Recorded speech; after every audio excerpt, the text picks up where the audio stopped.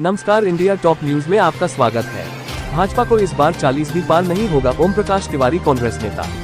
उत्तर प्रदेश जनपद बलिया में कांग्रेस नेता ओम प्रकाश तिवारी ने बताया कि इस बार के द्वारा 24 के लोकसभा चुनाव में 400 भी नहीं 40 भी पर नहीं होगा भारतीय जनता पार्टी का सीट।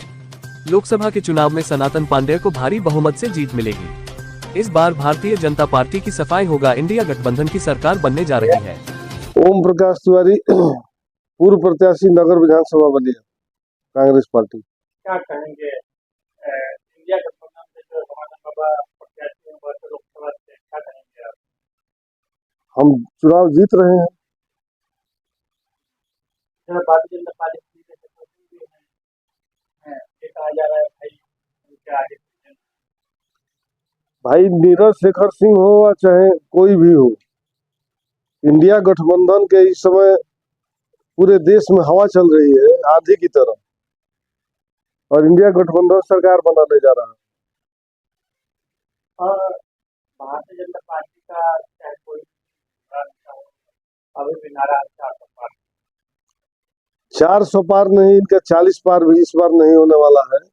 ये प्रोपगंडा चलने वाला है। महंगाई पे बात नहीं कर रहे हैं, बेरोजगारी पर बात नहीं कर रहे हैं, 2 करोड़ युवाओं को रोजगार पर बात नहीं कर रहे हैं। और आप देखे होंगे कि इनका तीसरा चरण पूरे जो चुनाव हुआ, पहले चरण में इन्होंने राम के नाम पर वोट मांगा, फ्लॉप हो गए। राम तो सबके मन में है। इसके बाद इन्होंने हिंदू मुस्लिम किया, वो भी फ्लॉप हो गई। उसके बाद ये मंगल सूत्र पर आ गए, वो भी फ्लॉप हो गया। अब चौथे चरण में अब आगे आपको सुनने को मिलेगा कि आपको क्या लेकर आते हैं। हम तो भाई सर्वधर्म समभाव की हमारी पार्टी है, हम सबके लिए है। हमारे लिए न कोई हिंदू है, न कोई मुस्लिम है, न कोई ईसाई है, न कोई सिख है, हम सब बराबर हैं। सब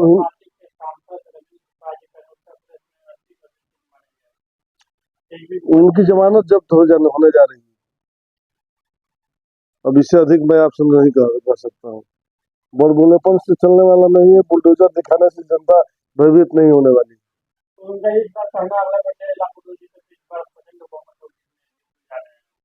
भाई प्रचंड बहुमत से तो मोदी जी कह रहे हैं, उनके कहने का क्या मतलब है? जब देश का प्रधानमंत्री कह रहा है तो देश के प्रधानमंत्री की बात को आप लोग नहीं दिखा रहे हैं, आप लोग डर रहे हैं, मीडिया के लोग।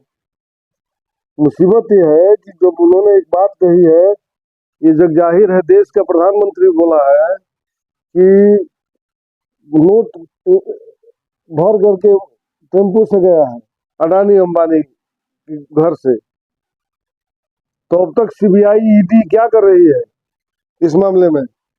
चुनाव आयोग क्या कर रहा है? ये निष्पक्ष जांच होनी चाहिए इस पर। देश में जो भ्रम फैला करके वोट लेने की परंपरा है, यह चल नहीं पाएगी, और निश्चित रूप से इस पर चुनाव आयोग को संज्ञान लेना चाहिए।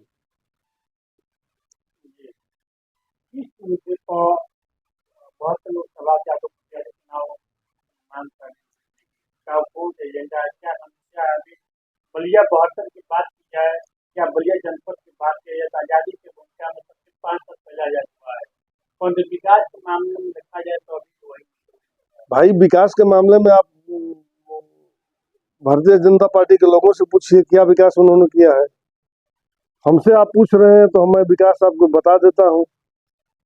कांग्रेस की सरकार थी, चीनी मिल लगी, सिंचाई का साधन पूरे जिले में फैला। इंदिरा जी ने यूनिवर्सिटी दिया और चंद्रशेखर जी ने वो यूनिवर्सिटी खोलने नहीं दिया। जो कताई मिल थी वो बंद हो गई, कांग्रेस ने कताई मिल दी थी उस समय। और आज की जो परिस्थिति है, आज भी आप देख लीजिए तो इंडिया गठबंधन में अखिलेश जी ने यूनिवर्सिटी उनके पिताजी के नाम से दिया, और उस यूनिवर्सिटी का अभी तक कंप्लीट भवन नहीं लोग बनवा पाए। 7 साल से सरकार में है उत्तर प्रदेश में, 8 साल 8वां साल शुरू हो रहा है, एक भवन कंप्लीट नहीं बना पाए। जिस यूनिवर्सिटी जिनके नेता पर, जिनके नाम पर वोट मांग रहे हैं। और चंद्रशेखर जी तो खांटी समाजवादी थे, उनको उनके नाम पर इनको वोट मांगने का अधिकार नहीं है। पुत्र होने से क्या मतलब है जो पिता के चिन्ह पर न चले। चंद्रशेखर जी ने, आप जगजाहिर ने विश्व जानता है कि अटल जी उनसे करीबी हिंदुस्तान में क्या विश्व में कोई उनका नहीं था। और जब बात आई तो उन्होंने कहा कि मैं सांप्रदायिकता को छोड़ता हूँ और देश के लिए मैं गुरु जी आप वोट नहीं कर रहा हूँ, उनको गुरु मानते थे। जी, तो आपके जो प्रत्याशी हैं 72 लोकसभा सीट, तो भाई 72 लोकसभा से जनता चुनाव लड़ रही है।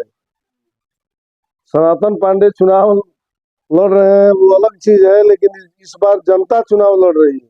कितने वोटों में जीत होने वाली है आपके? जीत तो हमारी 5 लाख से ऊपर चुनाव जीत रहे हैं सनातन पांडे।